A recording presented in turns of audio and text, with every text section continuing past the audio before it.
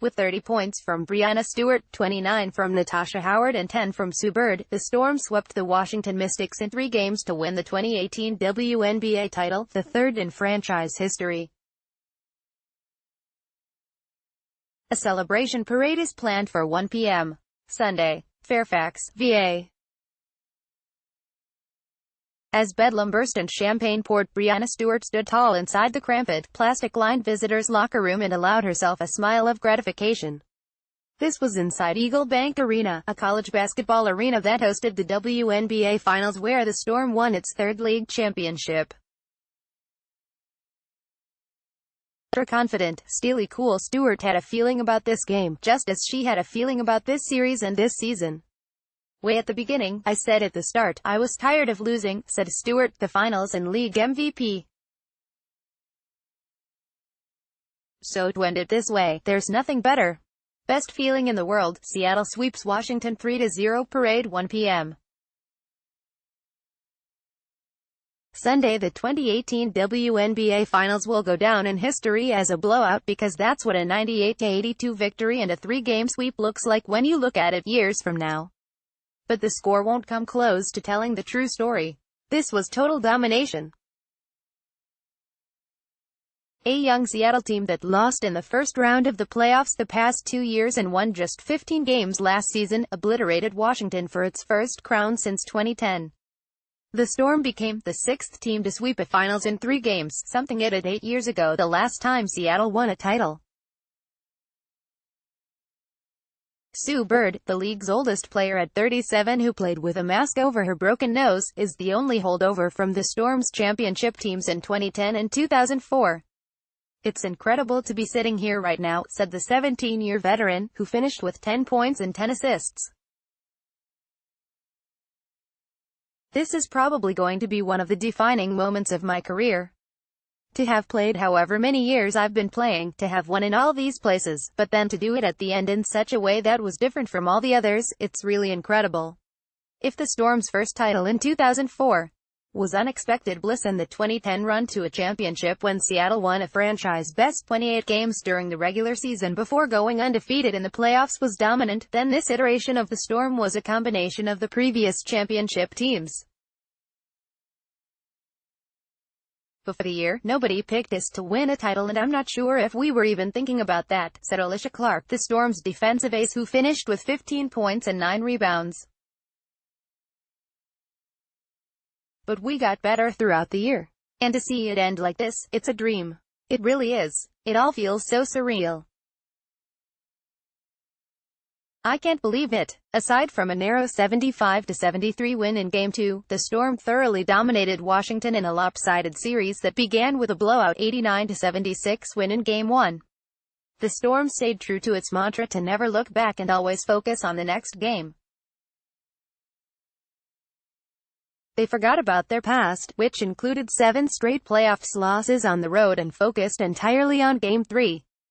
Honestly, we've been that way all season, said Natasha Howard, who proved to be perhaps the missing piece in the Storm's championship puzzle.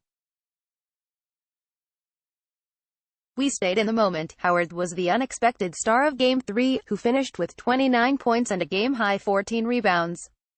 Sometimes teams focus so much on Stewie and that allows Tosh to take advantage, Clark said. The difference between really good teams at this level can be if you're able to get production from places that you don't normally expect.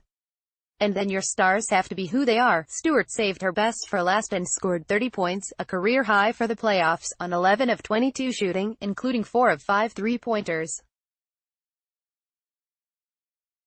She also finished with 8 rebounds, 3 assists and 2 steals in 39 minutes.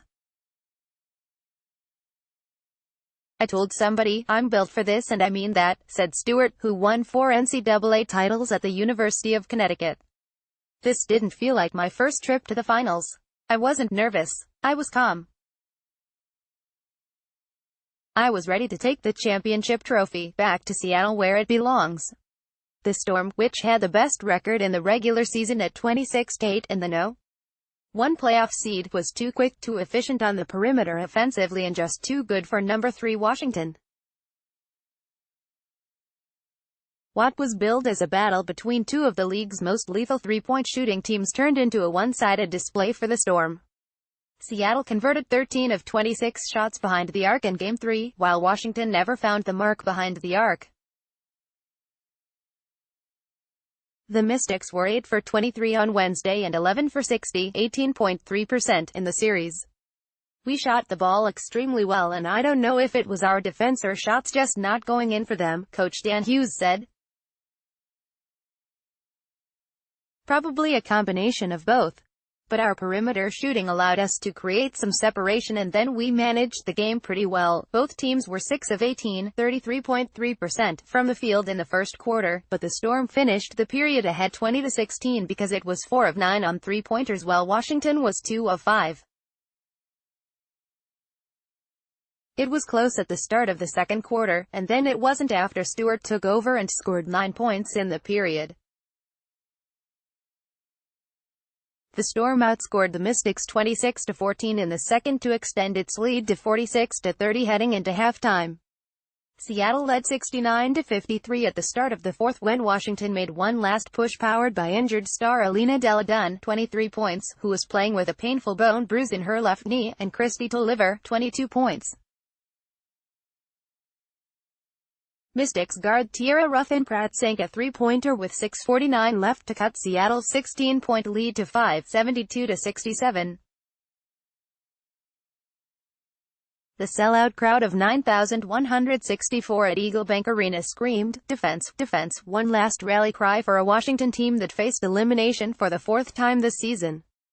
However, the Storm answered with a quick 8-0 spurt that included a Stewart jumper and three-pointers from backup guard Sammy Whitcomb and Bird to regain a 13-point lead.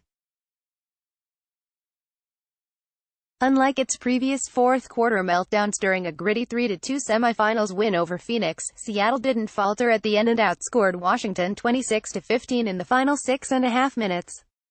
Then the real fun started when the game ended. There were tearful hugs, celebratory high-fives and dozens of selfies with the WNBA trophy. I told myself I wasn't going to cry, but I couldn't help it, Jewel Lloyd said. It just came out. You feel so much joy. They partied like little kids. Stewart wore ski goggles and Noel Quinn donned a shower cap to protect themselves from champagne toasts, and promised each other they'd never forget this moment. And the celebrations will rage on for a few days, concluding in Seattle with a championship parade 1 p.m. Sunday at the Seattle Center and a rally at Key Arena. There was a moment at the end with like a minute or so left. I think it was the last time out when we had a chance to huddle and I said, "Guys, we did this. We won this thing," Bird said. That's when I knew it was over. We were champions again.